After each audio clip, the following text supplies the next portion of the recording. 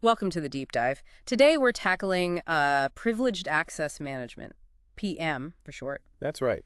Think of it as, well, the main gatekeeper for your organization's really sensitive digital stuff, controlling who gets the master keys and why. And it's a big deal. The market's huge, wasn't it? Around $3 billion globally last year. Yeah, exactly. So clearly it's critical. Our mission today is basically to distill what you really need to know about PM. The core ideas, the benefits, the potential problems, and kind of where it's all going. Right.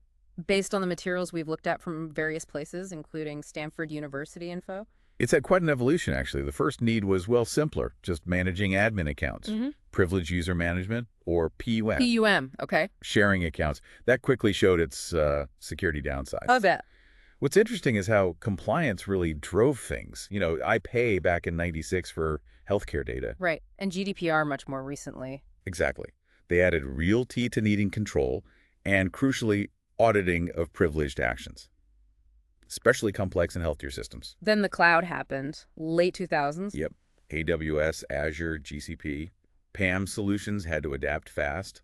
Couldn't just be on-prem anymore. And then AI came into the picture. Sort of. In the 2010s, we started seeing AI and machine learning used more, mostly for, better threat detection within PAM. So now it's pretty central to cybersecurity and risk management. Absolutely fundamental. Okay, so if PAM is this vital gatekeeper, what are the key bits, the main mechanisms? There are several core parts working together. MFA is one you hear a lot, multi-factor authentication. More than just a password. Right. Multiple ways to prove who you are. Then there's JIT, just-in-time access. Only getting access when you actually need it. Precisely. And only for a limited time. Super important. Plus, you have access controls and policies, really granular ones. Based on that least privilege idea. Exactly that. Give the bare minimum needed. Then you've got identity systems managing it all centrally, and controlled ways to temporarily get higher access authorized elevation paths. And tracking everything. Oh, yeah. Real-time auditing and reporting. Yeah. Crucial for compliance and, figuring out what happened if there's a breach. And what about remote workers and third parties? PAM has to cover them too. Secure remote access, strict controls, and finally, identity governance, regularly checking who has what access, making sure it's still valid. Okay, so definitely not a single product type then. What kinds of solutions are out there? Right, good point. You've got your cloud-native PAM, often more scalable, maybe PAM as a service. And flexible? Yeah, or traditional on-premises solutions. More direct control, potentially more work to manage. And specialized types.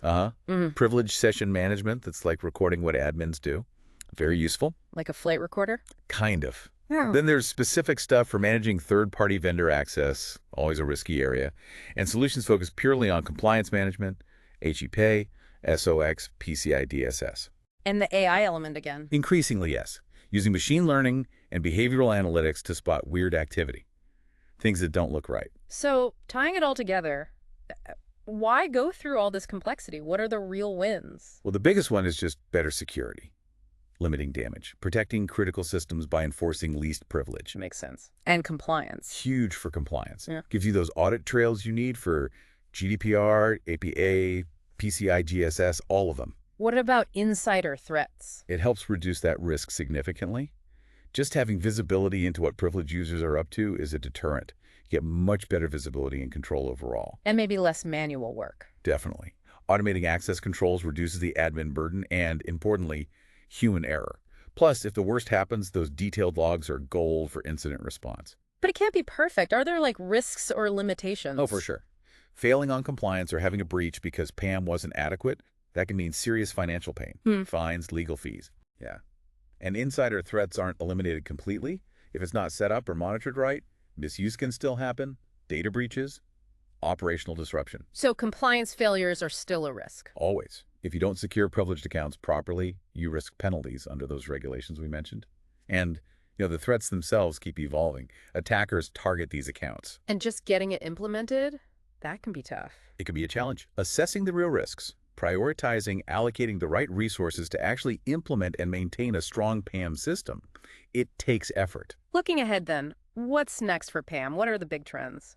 Zero trust integration is massive. The whole never trust, always verify idea applied to privileged access. Expect to see a lot more of that maybe this year, 2024 onwards. No default trust. None. Then more AI and ML, definitely. Making session recording smarter, improving auditing, helping investigate threats, being more proactive about risk, especially for cloud stuff. And it's not just people anymore, right? Exactly. The scope is widening. Managing identities for machines, service accounts, automation scripts, that's becoming key. With smarter, context-based access controls. More automation, too. Yes, automating the processes themselves, streamlining things, cutting errors, proactively flagging odd behavior. Yeah. And alongside the tech, training. Crucial.